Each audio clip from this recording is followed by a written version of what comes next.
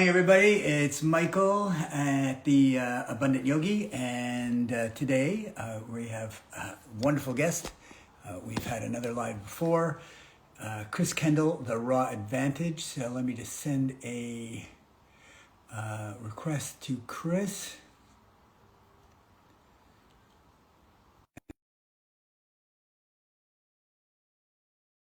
So I just sent you an invite, and looking forward to this. Chris's wealth of information. I'll wait till he gets. Oh, there he is. Okay, How's it going, brother? very good yourself, brother. Doing very, very good. This light's blinding me a teeny bit, though. I'm going to turn it down just a smidge. There we go. Okay, quite the haul you picked up at the market. Yes, I did. I got a really nice one, and I even went back there again today and grabbed a little bit of extra things, and some stuff got even cheaper. Crazy. Those cherry tomatoes, they went down to $1.50 for the 3 kilograms. So Now, is got some that more of one those. dollar or like €1? Well, it's fairly close, but they were yesterday. They were about 200 sec, which is roughly around $2, and today they were 150 sec, which is probably like a dollar forty Wow, six or something. that's a great haul, man. Great haul. So, Yeah. for those of you who are joining today, I'm my guest is Chris Kendall, who is at the Raw Advantage. Dare say we could call him the Kendallizer. Um, I couldn't. I prefer the Great Candellini. Oh, I like that too. That works as well, depending on what audience we're talking Yeah. about. Um, Chris is a writer. He is, hang on. Okay, so he's a 21-year raw foodist. Yeah. Following the 80-10-10, we'll get into that in a bit. He is a professional skateboarder with a big announcement that his original first skateboard is now in the Museum of Saskatchewan, which Yeah. kudos to you, brother. Well, So professional just for skateboarder. clarity, just clarity briefly though, it's not my first like board, but it's the first board I ever rode when I was a No, kid. yeah, Yeah, yeah. yeah, I think that's phenomenal. yeah. Absolutely. He's a yogi, spiritual background. He's into, all sorts of great things. He's a chef. I mean, we could go on and on. He's known for his Kendallizing of some of these raw recipes, which is why I think that the name the Kendallizer would be great. He's an author, which is where we're going to kind of go today. Yeah. And is there anything you wanted to add to that bio, No, Chris? no, brother. I feel gassed up already, so that feels good. Okay, That's great. From the writing perspective, and I thought about this the other day because I was seeing a YouTube thing that you'd done with Dr. Doug Graham, yeah. and we was talking about sort of passing the torch. Now, have you written stuff with Doug? You know, I do have a book called American Classics, which was co-authored with me and Ashley Clark and the help of Dr. Graham, and is a food and sport recipe book based on like American favorites, which is a little bit loosely American favorites because I have some stuff that's a little bit off key there. But that is one book that we have done together. And other than that, there's a teeny picture of me on the cover of one of his books, but otherwise I haven't co-written. I have got him to do some like foreword or like a Yeah. nice quote in one of my books, stuff like that. But we haven't done much in terms of information-based products. I can say that actually this book that I recently did, the Yeah. Raw Truths, was really my first like full length book that isn't recipe based. Like I have others that my Banana Commanders Banana Handbook. There's a Right. lot of information, but there's still a lot of recipes, and Yeah. Yeah. this Raw Truths is the first that's like just straight, just information and more than 10 pages. Because I've done others that are like 10 pages or less. So, having said that, have you ever thought of doing kind of sort of an appendage to Doug's 80-10-10 thing, or like a larger kind of larger writing format book than the what you've done so far? Is that something that perhaps is in the future? I haven't thought too much of it. Snoo wants to say hello here. Hey, She's Stu. make sure she doesn't hang up on us though, because her nose is pretty close to that spot. Um, I have thought about it to some extent, but it isn't something that is perking me too much right now. It's one of those things like, I mean, I really think 80-10-10 is amazing as is, and there could be like an annotated version with like extra comments and stuff like that. Right. But it'd be an interesting discussion with Dr. Graham. But I think he puts stuff in such an amazing way. I just feel really blessed to be able to, apply it and share some of my own little insights through videos and stuff like that, at least at this point. Okay. Should we just put this in context of who Doug is very quickly? Yeah, for sure, for sure. So Dr. Doug Graham, yeah, I was like, which one of us? No, so, I mean, from my learning, like I met Dr. Doug Graham in 2004 when I was going to school to become a holistic nutritionist. And at that time, I didn't really know much about him before that. But at that point, he had already been a raw fooder and an educator and a doctor of chiropractic. Raw food for, I think at that time he said over like 23 or 25 years at that time. So he's, now like close to 50 years raw, somewhere in there, 40 years, in his high 40s, I believe. Um, and yeah, he hadn't written the 80-10-10 diet at that point, but he had written oh gosh, a whole bunch of different nutrition and athletic performance, a book on fasting, grain damage, and I soaked up a bunch of that material. But he's been in the game for a long, long time and is now considered one of the main pioneers or even father of a low-fat, fruit-based raw Right. food diet because the majority of raw food teachers didn't really go too much into the nuance of the nutrition, just kind of as much raw as you can. And, a lot of fat was very, very common. In fact, low fat was really uncommon. Hmm. And he just kind of looked at it with a bit more of a pragmatic view, looking into sports science, the available nutritional science, the animals that are the closest to us, and just what is working in nature and just in general in the health sphere. And low fat, high carbohydrate just kept on jumping up as again, what nature provides, the animal closest to us, sports science, nutritional science really shone a light on. And he applied it to a raw food diet with amazing results and refined it and, made the science really make sense for a wider crowd and put it all together. And that's what he's really been championing and helping tons and tons of people with. And I really feel blessed to have met him in 2004 because I'll admit I already was on the road of high carbohydrate, low fat, high raw, but I didn't totally understand it and the fear of fruit and stuff like that. And since 2004, after meeting him, I've been doing it full time, and now he's a good friend and mentor and colleague. So it's That's fantastic. amazing. Yeah, that's a great story. For anybody who's interested in learning more about Chris's history, if you want to check out the previous live I did, because we talk about where Chris has come from, what he's done, and all the rest, you can check on it. Because the purpose of, well, purpose other than getting together today is to talk about a few things, and they're in the writing context. So Yep. you just completed a book recently, Yep. the myths, the myth busters, whatever we want to call it. Yeah. I'll Yeah. give the whole title, but it's really a very interesting book with respect to misconceptions, I would say, and myths that are out there with respect to living a raw, low fat, high vegan, raw, Mhm. vegan, low fat lifestyle. I have Mhm. to pause to get that out. So, do you want to? Let's start with why did you feel now is the time to kind of put this out there? Hmm. I mean, some of these myths have been around for a long time, and they're not necessarily completely specific just to raw fooders, but to anyone in the health sphere. And some of them are ones that I was confused about early on. Also, some of them were ones that I felt very strongly didn't make sense and didn't hold water from even then my background in nutrition. And for the absolute most part, in the last 16 plus years I've been doing this full time, I really just like to showcase things I'm for and make this easier and tastier and more fun and simpler, right?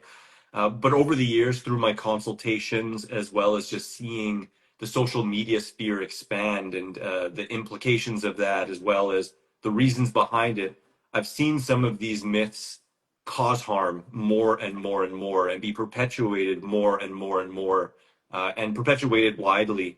And some of them, they're fantastic claims that just really entice people and get more viral, so they hit more people.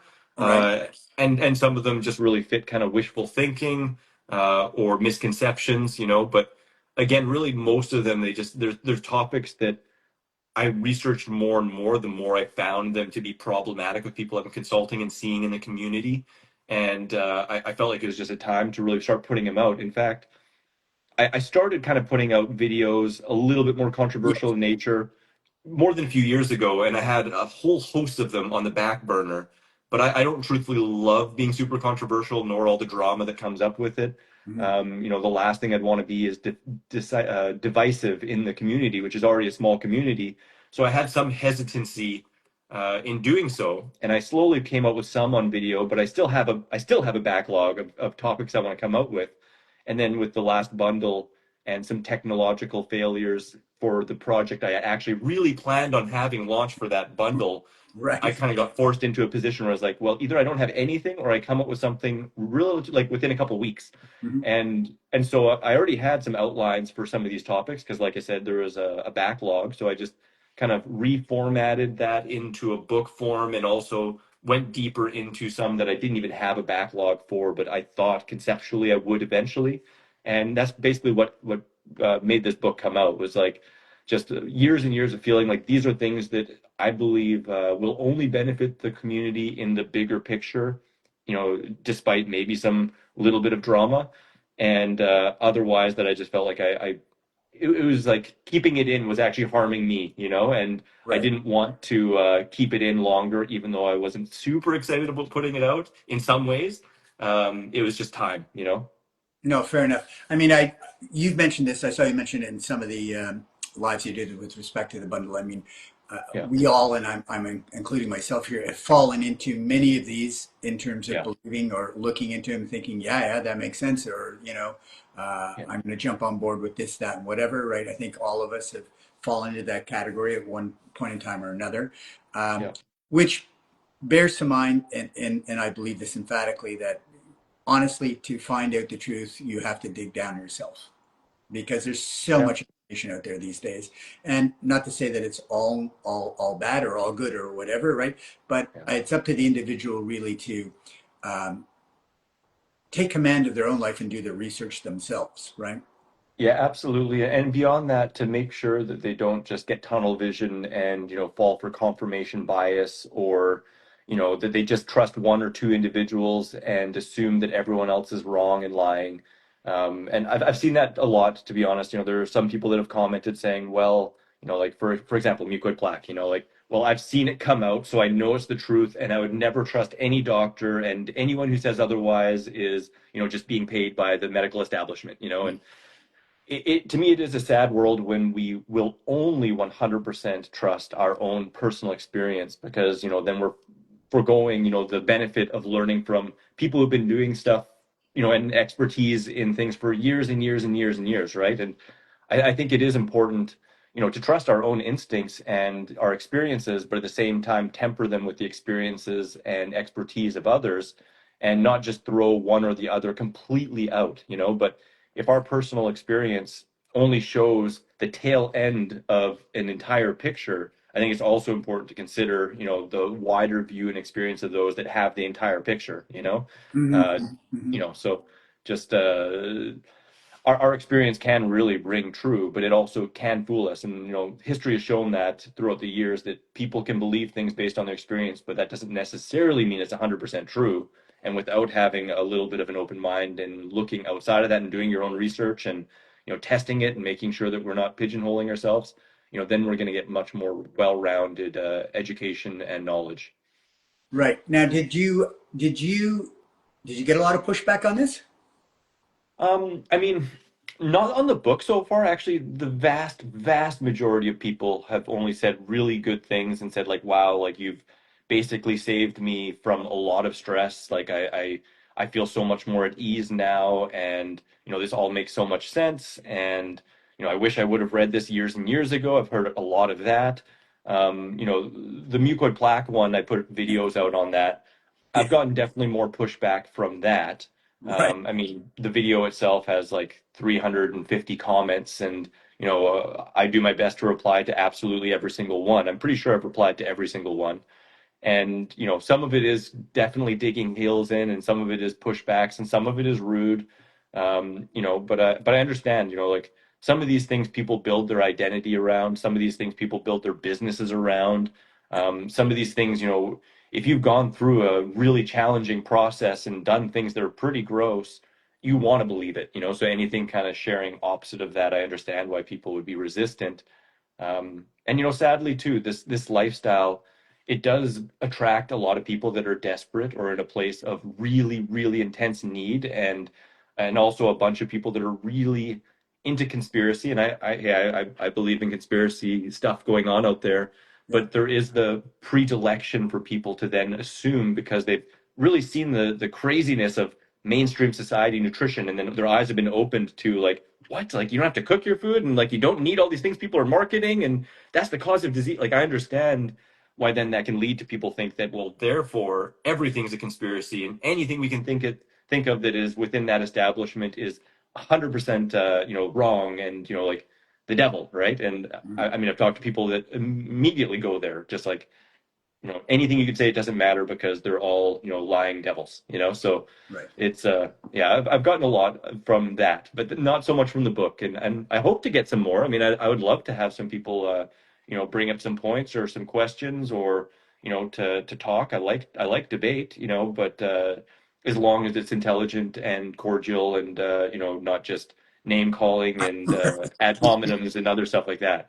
Right. No, no. I mean, fair enough. I mean, you touched on a point which is financial, and that particular topic would because there's a very large um, detox community out there, right? Yeah, And doing some wonderful things, right? yeah, Uh, yeah, so um, and that would touch upon that myth in itself would touch upon some stuff that people are doing with respect to also making a living, and it has a financial component, which is always an interesting thing. And I look, not that I think allopathic doctors have done themselves any favors over the last little while, for sure. yeah. There's still, I mean, you don't throw the baby with the bathwater either, right? I mean, Yeah. hey, I had to have a knee operation, and as you've had to have some stuff done, Yeah. I didn't decide to just find some raw guy in the corner to fix that for me. Yeah. Oh, if you know what, actually, though, Michael, if you just start squishing bananas into it every single day for the next 5 days, and they'll go away. I knew the Kendallizer was going to come out Yeah, yeah. And you must freeze your broccoli, though, otherwise you just won't get it. there. So let's talk about the book and some of the myths. Are you into going into to some of them? Absolutely, yeah. Okay. Let's dive into any of them you like. Um, the mucoid plaque one's a big one. So I'm going to suggest that somebody look up your video on Yeah, YouTube at the Raw Advantage on YouTube, because it is really the place you should go. It's informative. It's with a doctor. You're bringing out facts and all the rest. So I think with respect to mucoid plaque, definitely get we'll talk about how you can get Chris's ebook. But I would say with respect to that, go see the YouTube you did on that. Would you agree with that? yeah, I'd agree. And I'd just like to add as well, because some people might dismiss it as soon as you said there's a doctor involved. But the doctors involved, they're also like really, really well educated, either fasting experts or raw Right. foodists, like such as Dr. Graham and Yeah. Dr. Arelli, who's a high raw vegan, and then Dr. Alan Goldhammer, who has probably water fasted, like supervised water fasted more than anyone on the planet today, like over 40,000 people at True North Health Center. So they're not just going to the clinic over here and asking them their thoughts. No, we love Dr. Goldhammer. My partner Julie Yeah, went and did a 21-day water fast with him. he's great. Yeah, he's great. He's super entertaining. Soon I'm going to be launching the full interview from the. I took excerpts from our full interview. So yeah, no, I appreciate that, and I'd encourage anyone to check out that whole video on the blog post. Yeah. Okay. So with respect to the book, I am going to pick out a few, if you don't mind. Right. Yep. Yep. One of them is I thought we talked about the fat myth, the fruitarian myth, and then Hmm. you can pick another one. I wanted Okay. to ask you a question before we got into the fat myth. Yeah. I think it can fit into this category. I've often been told or read that one should not mix fats with fruits. Hmm. Right? Hmm. And I specifically want to deal with three items, being chia seed, flaxseed, and hemp seed, right? Yeah. Because I add them to a smoothie. I think you add them to a smoothie at times or whatever, right? So what's the story with that? And then we can get into the fat myth in general. Yeah, no, and yeah, that's a good prelude because the fat myth can go in multiple directions for sure. And with the idea of combining fat and fruit, I mean, I think the first place to start with that is food combining, and its origins in general, right? Yeah. Because I know for myself, when I first started learning about food combining in 1999, it hit me like a ton of bricks, and I saw it as a set of rules that were like Mhm. infallible, black and white, very clearly defined, and just like this is it. If you do this exactly, then you'll reach peak health, basically, right? Right. And I think it's important to note that the concept of food combining actually was originated for the means of weight loss. It wasn't originated for digestion specifically, Oh. but by limiting the amounts of foods you mix in one setting and also making it so you have one concentrated food in one setting. That's why typically, especially with cooked food, it's like, either you have a protein-based meal or you have a starch-based meal. You don't have both, right, at the same Mhm. time. It makes the meals more calorically dilute or less calorically dense, right? Surrounding them by lots of veggies and making things simple. Now, there definitely are physiological truths to the different places that our body secretes different digestive enzymes and their efficiency when you mix certain things. And a very simple classic example of that is, our mouth secretes salivary amylase, which is Yeah. responsible for breaking down carbohydrates.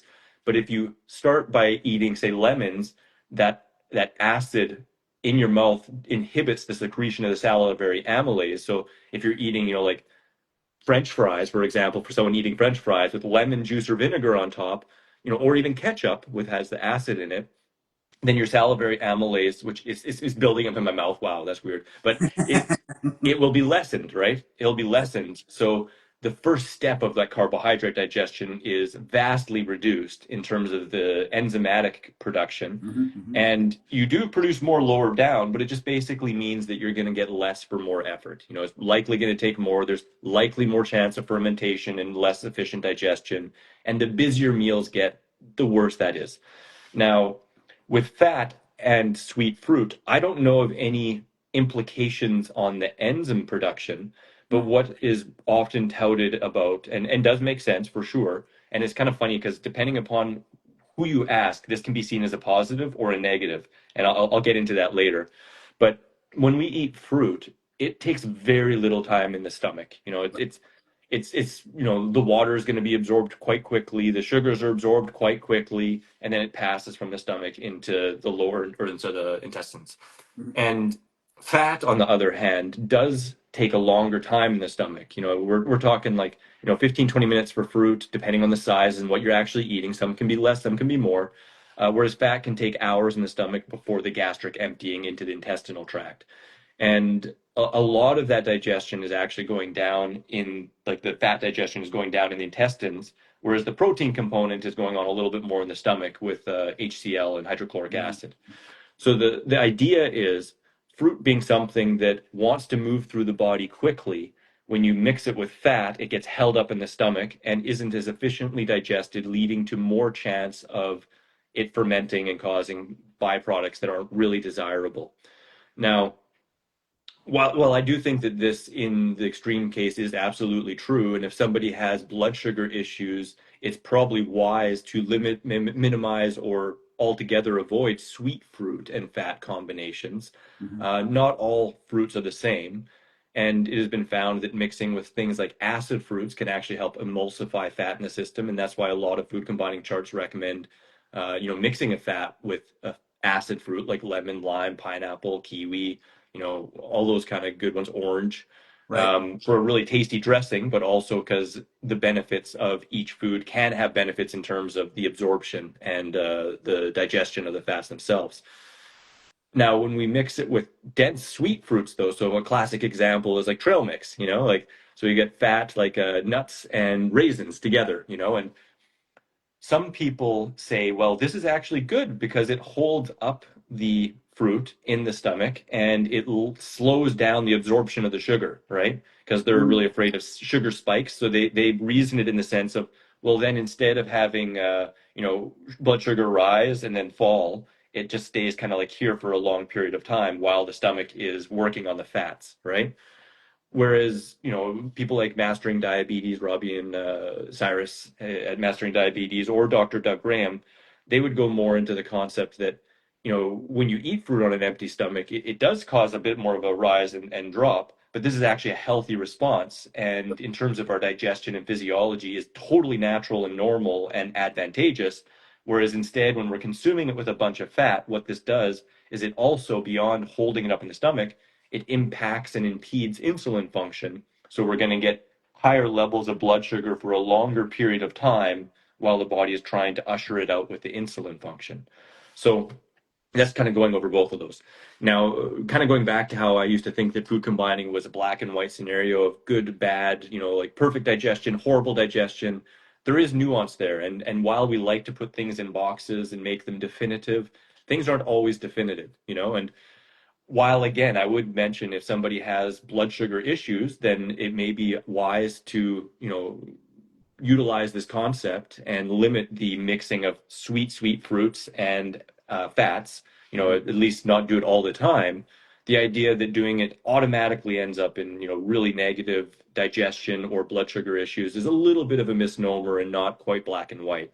We can take as a consideration durian, which is a sweet fruit and is a fatty fruit at the same time. And I don't hear anyone saying, well, don't eat durian then because it mixes sweet and fat, right? Right. Interesting. What often comes into play here are amounts. So I was going to it's the say, same. Yeah, sorry, because I was going to say quantity probably has something to do with this as well. absolutely. Quantity has something to do with it. Our metabolic health has something to do with it. Even our fitness level, the fitter we are, the more robust our insulin function is, or the sharper our insulin function is. So for example, somebody who's really sick, has poor digestion and isn't active at all, will have a harder time mixing fat and fruits. Somebody who has been living a low-fat raw food diet for a period of time, or just a low-fat diet in general, is fairly fit and athletic and stuff like that, is likely going to have little to no issue, especially if it's once in a while. Now, maybe if they do it every single day, it might cause issues. But in the concept of a raw food approach, it's going to be much less problematic than, say, mixing two processed things like a processed sugar and processed fat, which basically all junk food has out there, right? Like Right. processed sugar and oils, right? So Yeah. in the concept of a raw food diet, it's not quite as big of an issue. Now, like you did say too, there amounts come into play. So, with durian being anywhere from like 15 to 20, 25% fat, I kind of look at that as a kind of an okay window. People notice that durian digests slower than just eating a banana smoothie, and that's Hmm. usually brought up by durian burps.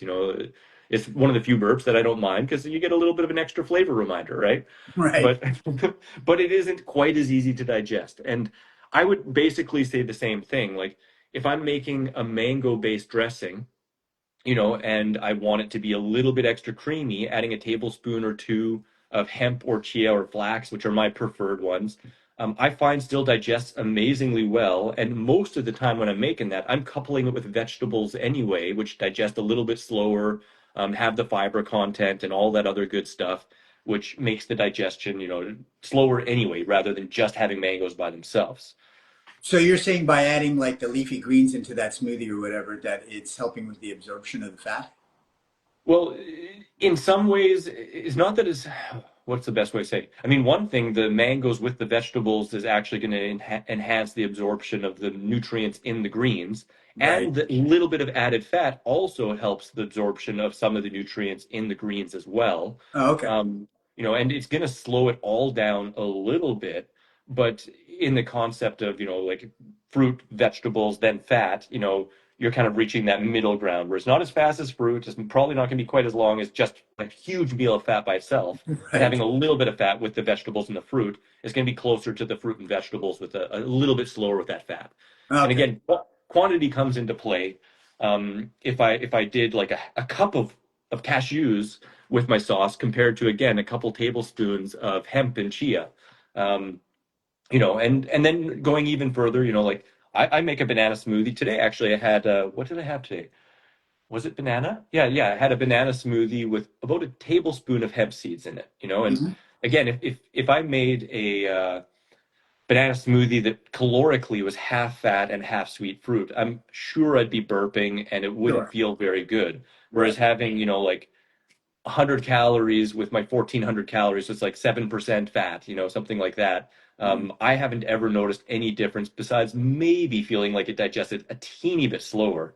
But what a lot of people don't actually recognize is a lot of tropical fruits are naturally higher in omega fatty acids. And that is one reason too why, when we get into fruitarian myth and stuff like that, if you wanted to succeed or do your best on that kind of approach, you want to be eating more tropical fruits that have a higher fatty acid profile because most temperate fruits or even subtropical fruits, stone fruits, they're much lower in the omegas. Mhm.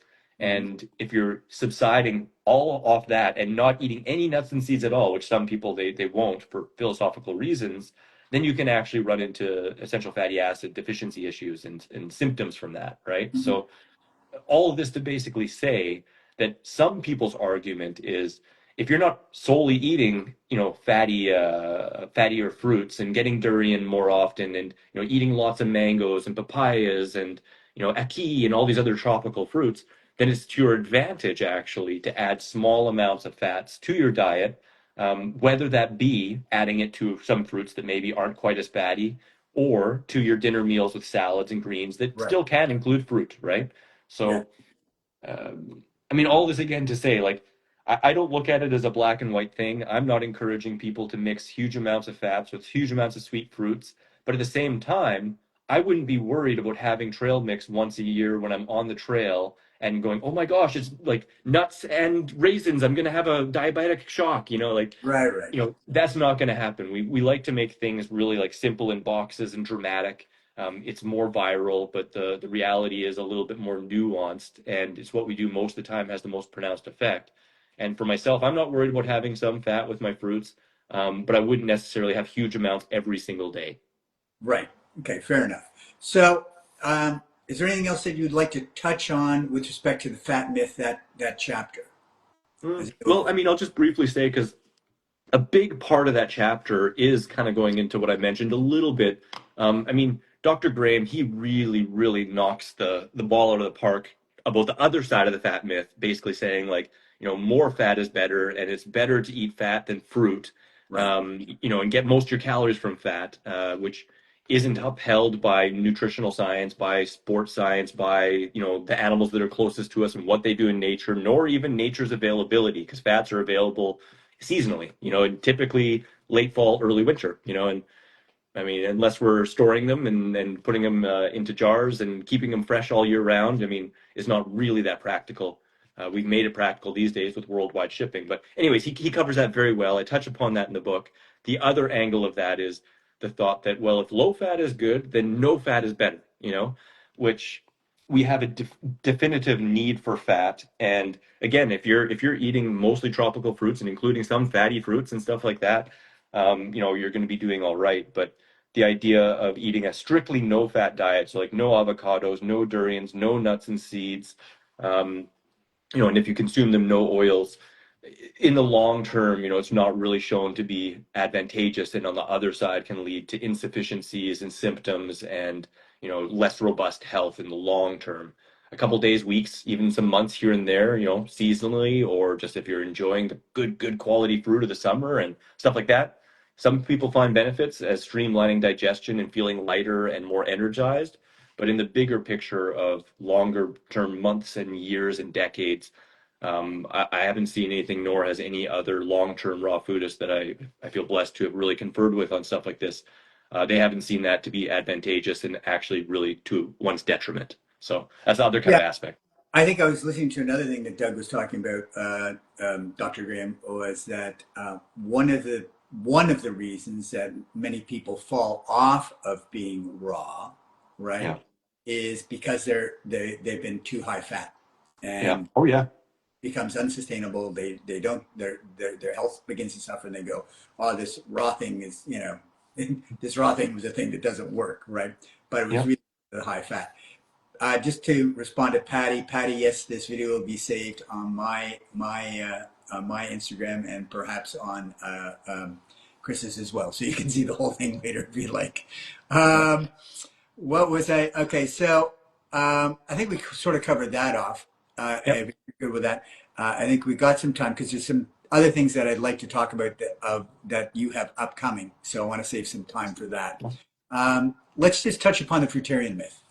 Yes. Yeah. So And this is one of those other touchy ones too, where like I have no desire to create any division or to think, people to think that I'm against fruitarians, or if you want to be a fruitarian, it can be doable. I know fruitarians, but I also know far, far more people who have attempted a fruitarian diet and had horrible health outcomes compared to people who have attempted a raw food diet and had poor health outcomes. And I know some people could argue, well, some people have a hard time with, a regular raw food diet, so it's a non sequitur. But when we're talking about the amount of numbers and also the nutritional reality, as well as just looking into the science of nutrition and our physiology and anatomy and the animals closest to us, I feel very confident upon why I share this. Because just like I said with mucoid plaque, I've seen people harmed and hindered and lose teeth and lose hair and not experience the robust health or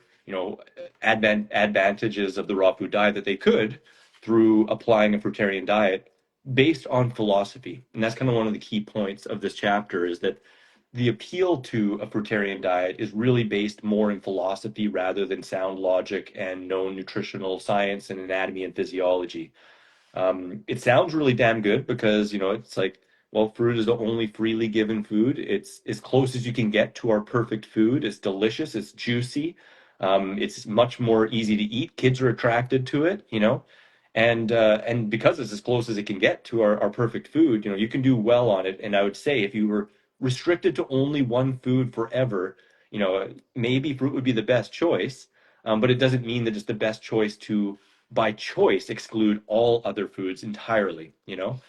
Uh, in the chapter, I go into what I consider an important point is definitions, and not only the very clear definition, but what the widest view definition is as well, right? So, um, technically, a fruitarian is someone who only eats fruit, and even more technically, that can include both, that can include the botanary view of what fruit is. So, a lot of people who would just hear the idea of fruitarian, they might just think only fruit, only sweet fruit, so like just the ones you see in the fruit section of the shopping center, right? Or in a kitchen.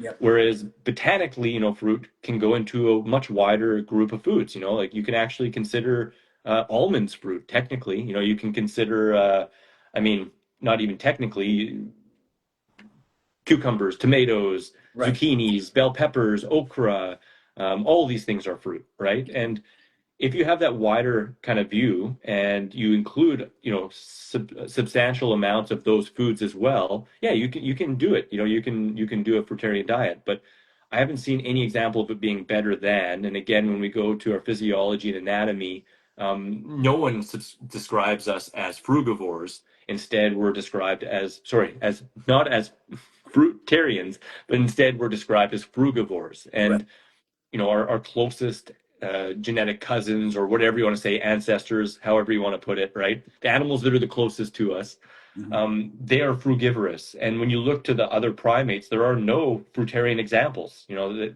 they just aren't out there, right? And um, it is often a self-perpetuated kind of cycle based on philosophy that, if you eat really light and just fruit, yeah, you feel light, you feel really good. And if you do that for long enough and then you try and eat something else, you don't feel like you enjoy it. It doesn't digest well. You might get burps, you might get indigestion. And then often that is taken as, well, of course, those aren't our foods. We shouldn't eat them. So fruitarian is the way, right? Mhm. And this can be a really slippery slope that, coupled with the kind of the less is more that I talk about in another chapter, can really lead people down a path of eating lighter and lighter and lighter and mistaking their inability to digest heavier foods well to be the indication that they're just not meant for us then, instead of really recognizing that our body adapts and changes based on what we give it. And if we don't eat any greens, well, our hydrochloric acid in our stomach, which is responsible for protein digestion and digestion in and of itself, efficient digestion, also from keeping bacteria in check and keeping our microbial balance in check, so we're less resistant, or more resistant rather, to pathogens and outside virus or influences and stuff like that, however you want to believe it. Um, if you include those foods in small amounts, progressively more and more, all of those things build up, and there are many, many benefits to having adequate levels of those things, right? So, um, yeah, in relation to what you really want to showcase in terms of this myth, what else would you like to kind of go into? Because No, I think that you brought up an interesting point because language and how we've perceived language or how we've defined things, perhaps historically within our lifetime, has an impact, right? So, huge. so the things that you mentioned, like cucumbers, tomatoes, all the seeded things that people are technically fruits, but 99.9% of the population would call them vegetables. Yeah, Right?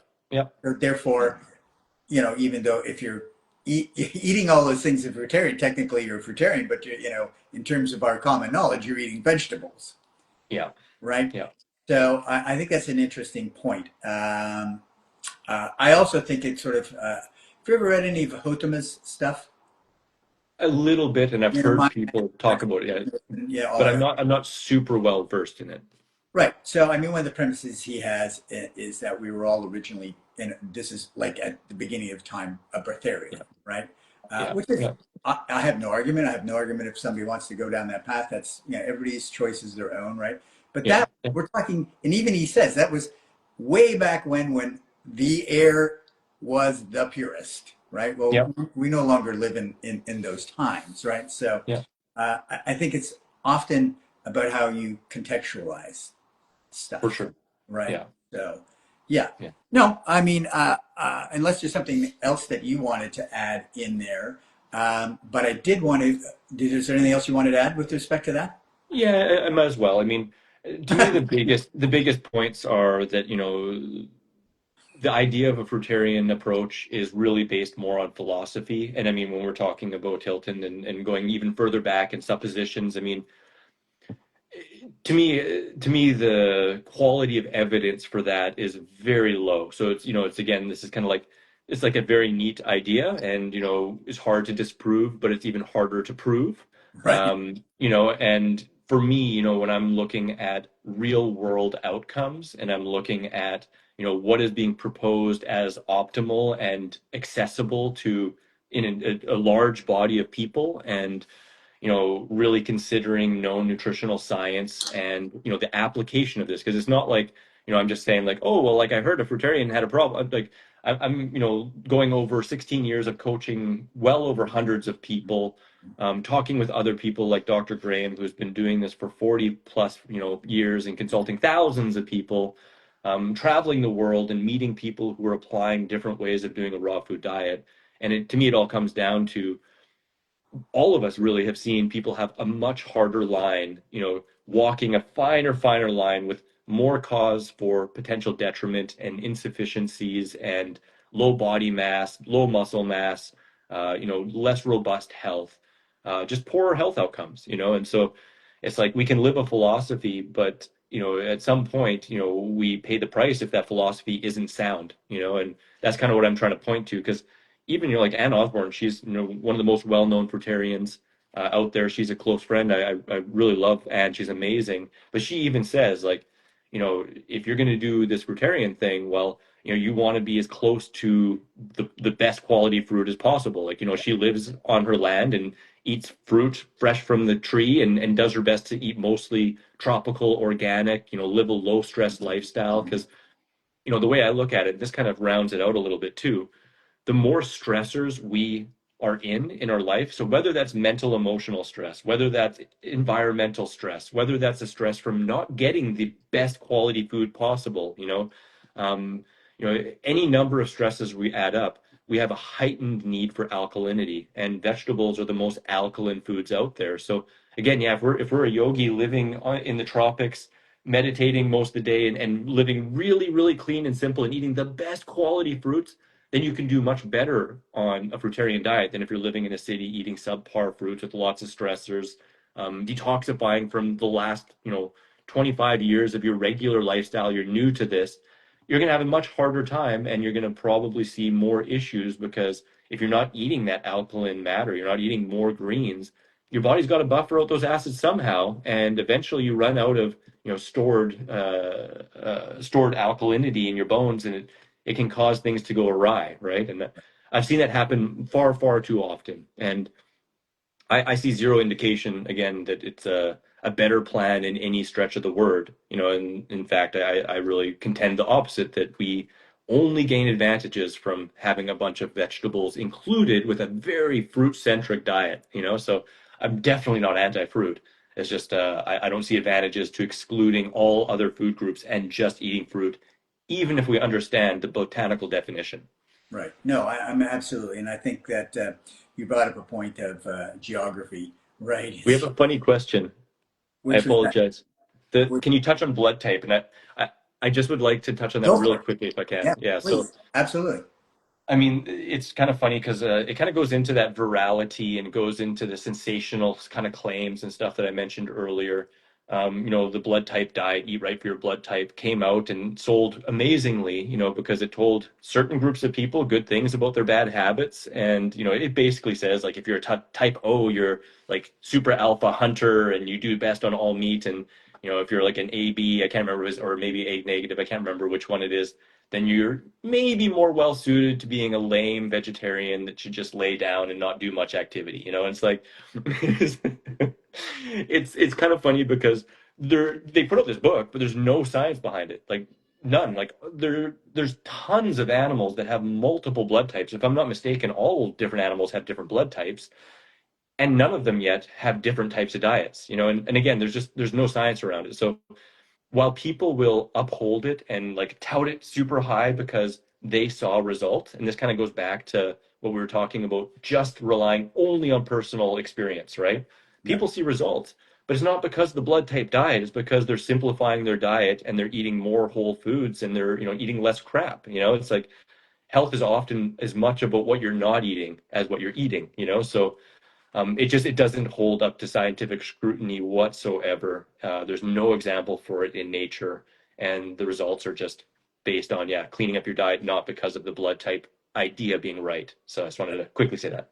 No, I think it's a fair comment. I wanted to comment on two things. One, Chris and Mhm. I aren't dissing on anybody's choices, right? I mean, everybody Oh, yeah, has their ability to make whatever choice they want to make.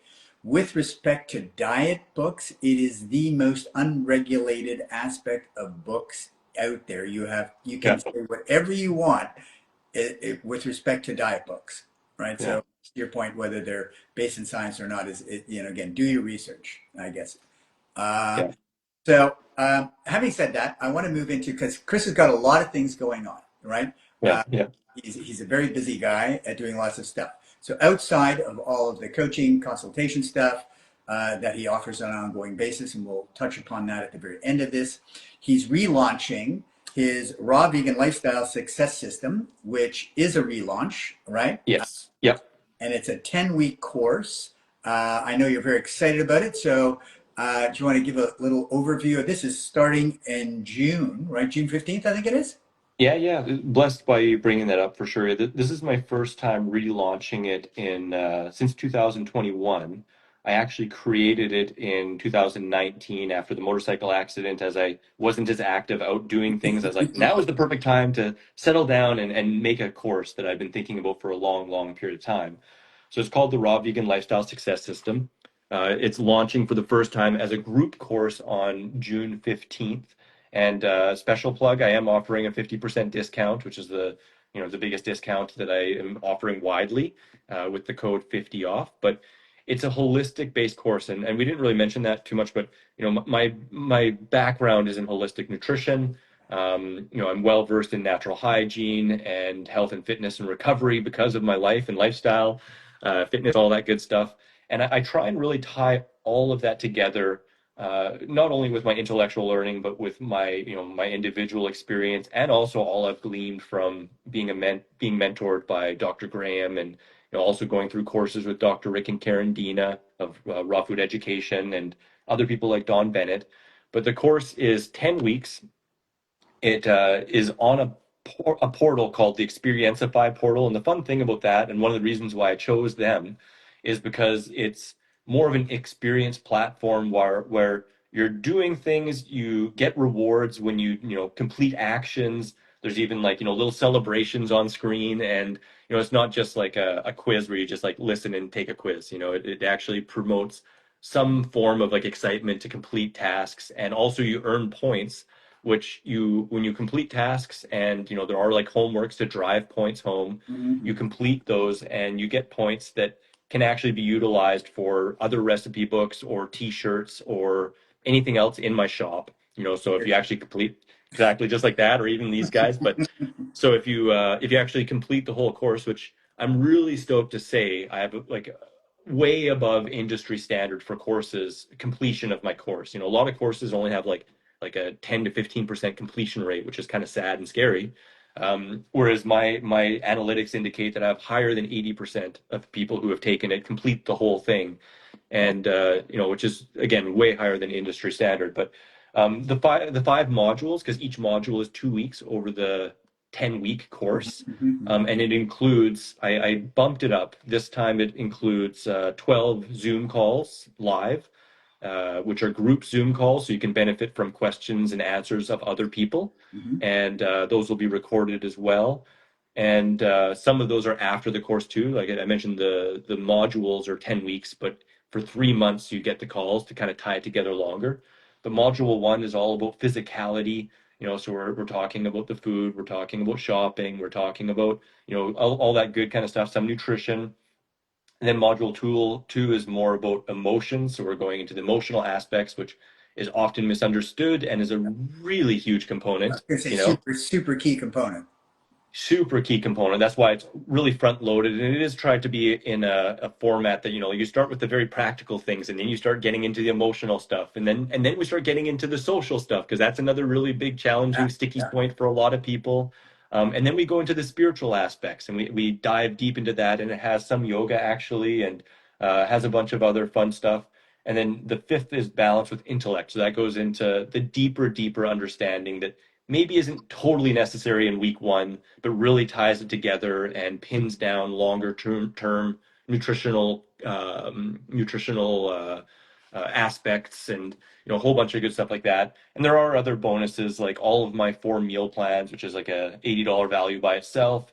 My two major recipe books, 101 frickin' Rawsome Recipes and Maria Retreat Treats, as well as the Raw Truths mentioned previously, is all in there. So, and there's also 90-day no risk guarantee. So if you go through the whole course and you actually do the course, so like you do the action steps and you don't feel like it was useful for you, you can just send me all that. I'll check it over. And, as long as you didn't just write like, you're just shooting spitballs, if you actually tried to do stuff you don't find as helpful, when you can get a full refund or free coaching to get you to your goals. And there's a 50% discount at this point in time, right? Yep. Yeah. There's a 50% discount up until the 14th. So, or the end of the 14th. Do you want to mention the cost of the course or no? Yeah, yeah, no, I can. So the full course is 997, so it'll be like 487. That's an incredible bargain.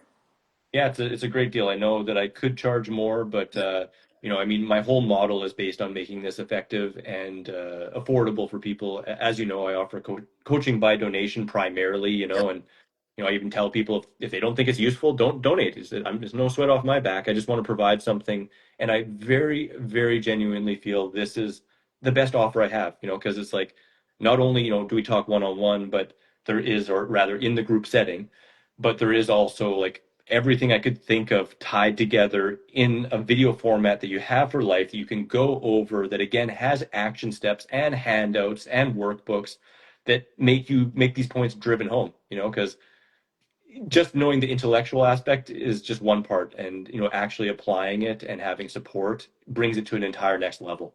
So it's a great ongoing resource. Yeah, Yeah, absolutely. And so if I add anything to it, which I mean, just this time I added my Raw Truths book, and right. Yeah. so then you get those updates, because I don't anticipate ever letting go of this course, so I anticipate adding more things to it. Yeah. So yeah, Great stuff.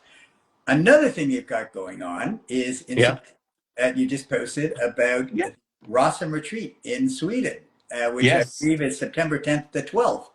yes. Wow, you're on it, man. Yeah, I I'm just not gonna, posted that. I'm not gonna Just say, posted man. that. I just posted that I yesterday, thought I might and buy a plane ticket myself. I would love to enjoy it with you, brother. That'd be really amazing. And it's going to be lots of fun. It's out in the Swedish countryside, and it's 2 nights, so it's not super long. It's a shorter one, right? Yeah, yeah.